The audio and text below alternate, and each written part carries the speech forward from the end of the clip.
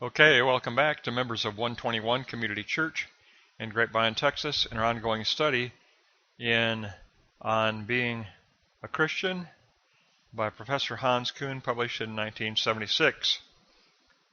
We're going to take a look at pages 406 to 416. We're going to call this a transition lesson. We are ending the apostolic age and entering into the study of dogma.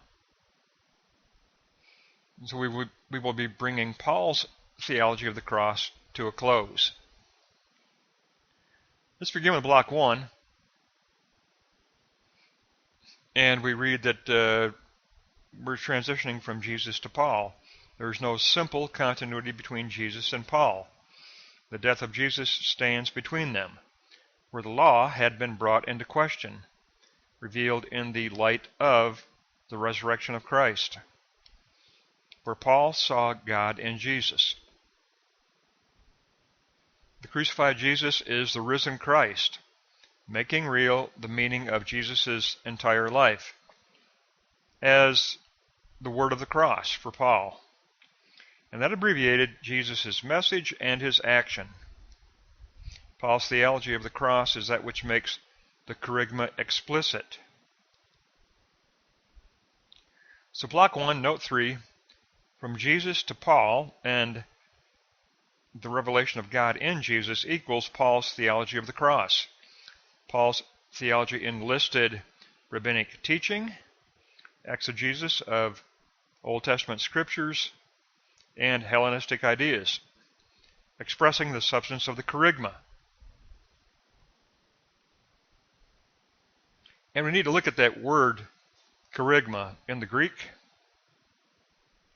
It is a kerygma, to call together by proclamation. It is the kerygma is the proclamation of the gospel, technically. That's the definition, but the literal definition is to call together by proclamation. Paul focuses on the turning point of the death and resurrection of Christ. So block 1, note 4 on Paul's focus. The eschatological period of history is under the lordship of the exalted Christ, emphasizing the Adam-Christ contrast, which also calls humanity to faith. The scandal of the cross ends the authority of Jewish ritual and Jewish legalism, and it ends the authority of Greek philosophical wisdom. So we have the scandal of the cross. For Paul, the evil forces have been defeated in Jesus' death and resurrection, shaped into Paul's Christology of the community. The law is no longer the way of salvation. Now it is faith in Jesus Christ. So for Paul, we conclude in block 1 with the way of Christ. For Paul, Jesus died for all sinners, universal grace, universal justification, which also includes Gentiles. For Paul, the message of justification is already present in the parables of Jesus, and it's present in the Sermon on the Mount. Paul preaches an applied Christology of the cross. Paul preaches an applied Christology of the cross. And we're going to look at what that means in a concrete way in block 2, because block 1's always our theoretical, but theoretically, we learn that Paul wrote a theology of the cross, and he preached an applied Christology. So how do we apply this theology of the cross? Let's go to block 2. How do we apply this theology of the cross? Well, the first key point, it's not simply intellectual truth. It's not simply aletheia. It is aletheia as praxis. And remember, praxis is action and reflection in a particular, concrete, historical situation. Praxis is action and reflection in a particular, concrete, historical situation. Well, Paul's truth of the theology of the cross has to be put into action.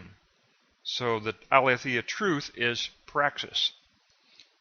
So distinguishing features of Christianity, Paul clearly expressed the distinguishing features of Christianity as the person of Christ himself.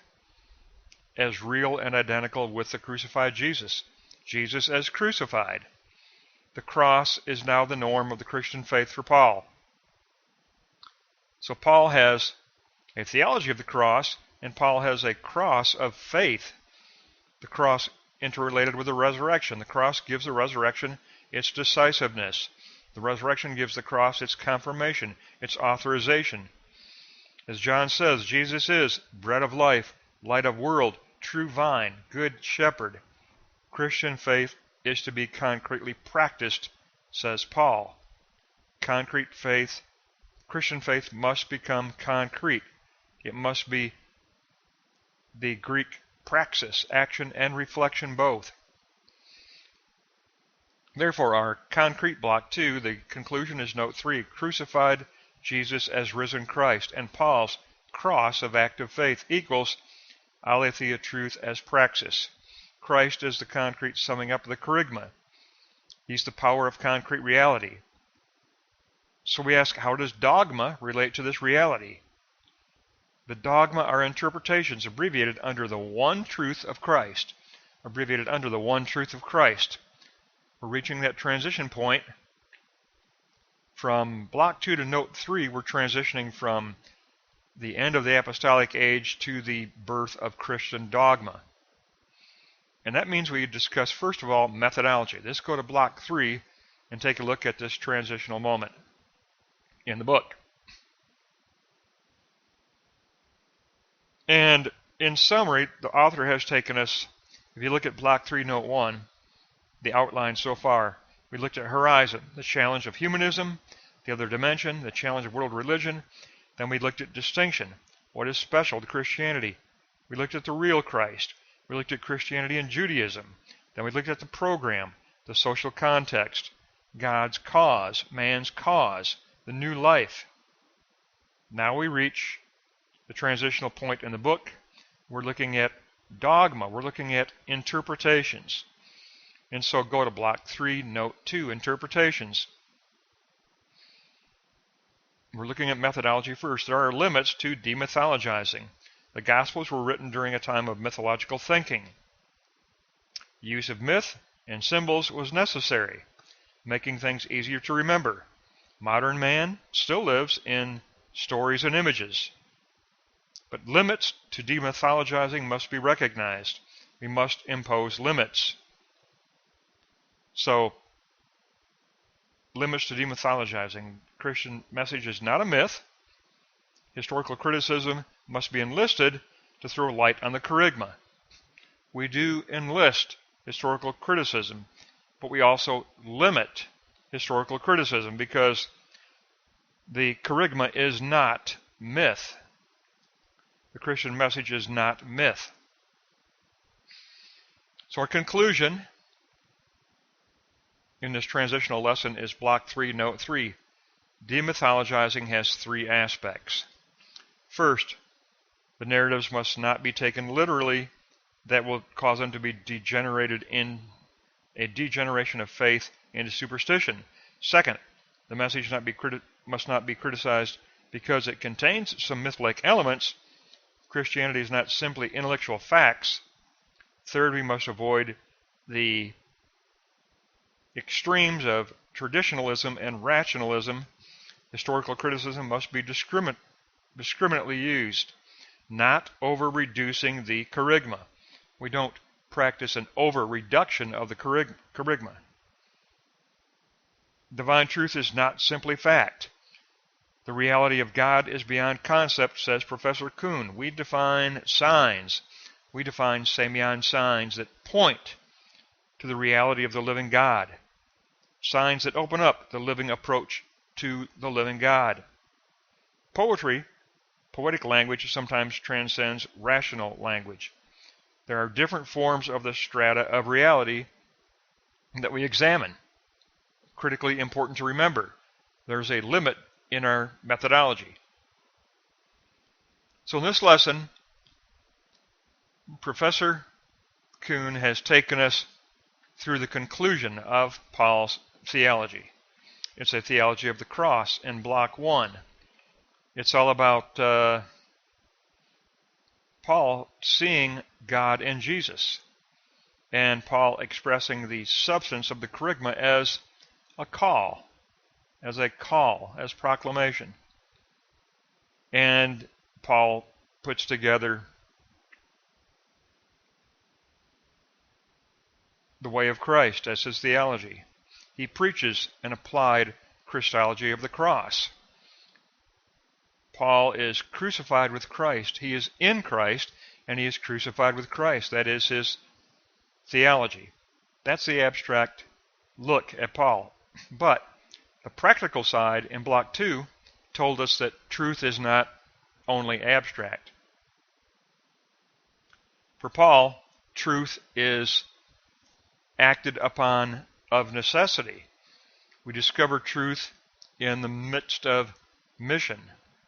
Praxis has to take place. Aletheia must lead to praxis. Truth must lead to ministry. And that means that the awareness that the crucified Jesus is the risen Christ, and Paul's very active cross of the faith led him to posit truth as praxis. And that means that we go out of the self into the historical reality and we participate in the unveiling of the kingdom of God. It's veiled by finitude, but with spiritual vision and spiritual hearing, we participate in the kingdom of God, the kingdom of Christ, by word, by truth, and by praxis, action and reflection in the midst of ministry, action and reflection in the midst of ministry in a particular historical ministry. And when we do that, we will be using what we discover in mission to further refine our Christian dogma that we hold as core truth. We have the core truth of Christian dogma, but that needs to be refined and matured. And therefore in Block 3 we learn that there are three aspects of our methodology, of the historical criticism. We don't just take everything literally, but we don't over-reduce the kerygma either. We don't fall prey to either extreme. We don't just simply take everything literally, and we don't over-reduce the kerygma and weaken it. Instead, we discover Samian signs that point to the kingdom, and we discover new, deeper reflection in the midst of ministry, and we understand more deeply how to imprint Christ in our heart, and we understand more deeply how to form the dogma of our faith. Because next lesson we're going to be getting into dogma. This is our transition lesson. Next lesson we will be getting into the dogma. But here we learn the theoretical theology of the cross for Paul. It is a theology that preaches the substance of the kerygma, the proclaimed message of Jesus. Jesus is the form and the content of the kerygma. Paul preaches an applied Christology. How do you apply a theology of the cross? You apply it by allowing truth to become praxis ministry. Aletheia, truth becomes praxis ministry. It must become praxis ministry. Truth is refined through praxis ministry. Truth is matured through praxis ministry. The return moment out of praxis ministry, that re-internalization, leads us to deepen the imprint of Christ in the Sophia wisdom of the heart. And then that helps us to imprint and mature the gnosis wisdom of the mind, the aletheia truth, which in turn informs our practical wisdom of praxis, which leads to a refinement of ministry. It is a dialectical circle that leads to deeper and deeper reflection, deeper and deeper discovery of truth, and a refinement of Christian dogma, where we will be heading in the remainder of the book. This is our transition lesson, but it does give us pages 406 to 416, and it will conclude our transition lesson, and we move into the realm of dogma next.